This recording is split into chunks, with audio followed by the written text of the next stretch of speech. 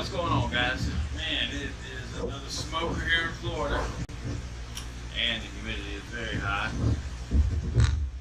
And I'm going to be going out on the water a little bit later, but I need to restring a bunch of poles. And I figured, well, you know, why not go ahead and show you guys a few of the things I do, especially on the spinning reels. Sometimes we'll have problems with, you know, line twists and wind knots and all that. So I figured, well, I got to restring it. I got a camera. You guys are here. So let's go ahead and do it. Now this ain't what we're putting on the pole. This is a bigger string, but I just wanted to show you exactly what I do. Now if you got your string, you take it like this, right? I just make me a little loop. Go over and through, just like you're doing a shoe knot, but it's doubled. Pull this down, you know, as close as you can get it. And then you got a little loop right there, right? Now just cut the tag end off.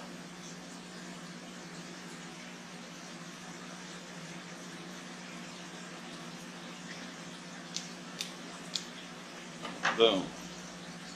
And when I go to do it, put it on the pole, I put it through like that. You cinch that down. There you go. Now this is some real heavy line. I just done it, hopefully you can see that. I just done it so you guys could actually see it kind of well. But anyways, so there you have it. See that? Alright guys, so this is the line I'm going to be using today. Is some Bass Pro 12 pound. Now I've never used the Bass Pro brand really.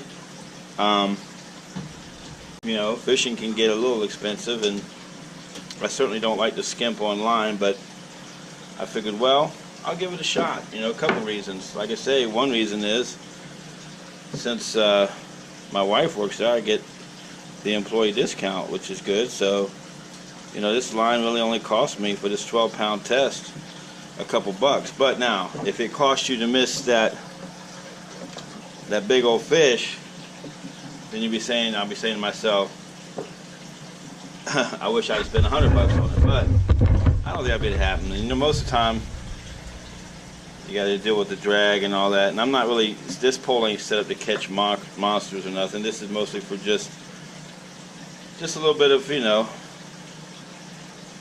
little finesse fishing, maybe even some panfish once in a while. Or okay, see, I got my little loop right there, just like that.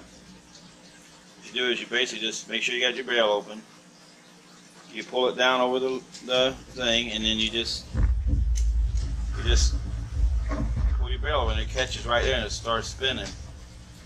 Now, one thing you want to make sure of, this is going to help keep the twists out. The spinning reel spins clockwise, and most of the time when you have the label up, the line spins counterclockwise, and that's where you want it to go.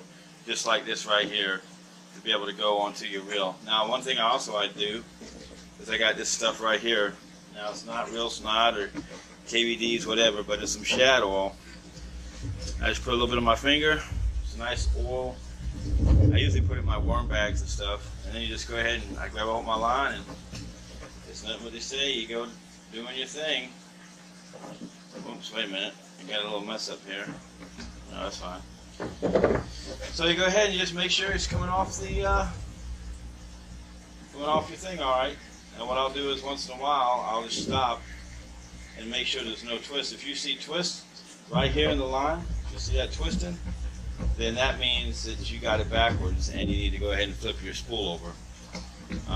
Or you may want to start over again depending on how far you went, because line twists are no fun.